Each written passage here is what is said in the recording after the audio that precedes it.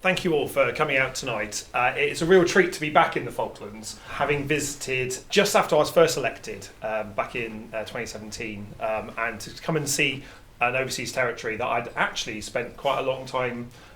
talking about prior to my election was a real treat, and it's good to be back and to see the changes that have appeared in the last 6 years here as well. I am also the first Minister of the new government to come to the Falklands, and I think what is really important, and I'm really pleased to be able to say, to reaffirm our support for you, reaffirm our support for your sovereignty, and to say very clearly that the Falklands are British for as long as you want to be.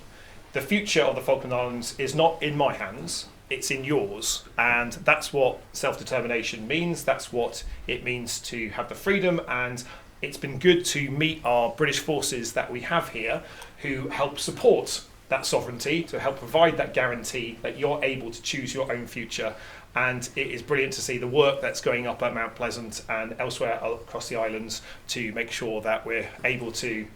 protect that sovereignty, to have a strong presence here, to deter anyone that might want to cause trouble, and to ensure that you have a bold future. I've had a great time on this trip. It's been brilliant here, and so thank you for your warm welcome, your hospitality, and thank you for the relationship that you have with our armed forces here, because I know from having spoken to a lot of them that actually it's not just the fact that the Falklands is a great place for seeing wildlife, seeing nature, for exploring, for running, even if it does blow your hair occasionally around, but it's also the warm welcome that the islanders give those people in uniform. And having spoken to a few people who have come back to the Falklands for the very first time since 1982,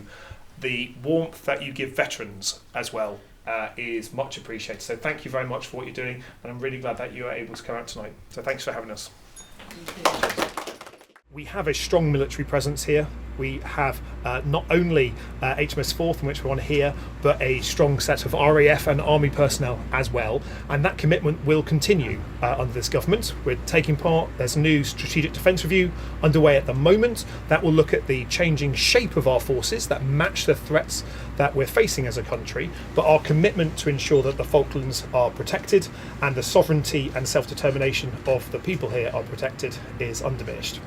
A changing military presence across all our armed forces only makes Britain stronger, able to deter aggression and defeat it if necessary. That's the pressure that we're applying as new ministerial team to make sure that our fighting forces have the resources they need, that we're filling capability gaps, that we're improving morale and making sure that we're best able to defend our values, whether that's at home in the NATO area of operations or here in the South Atlantic.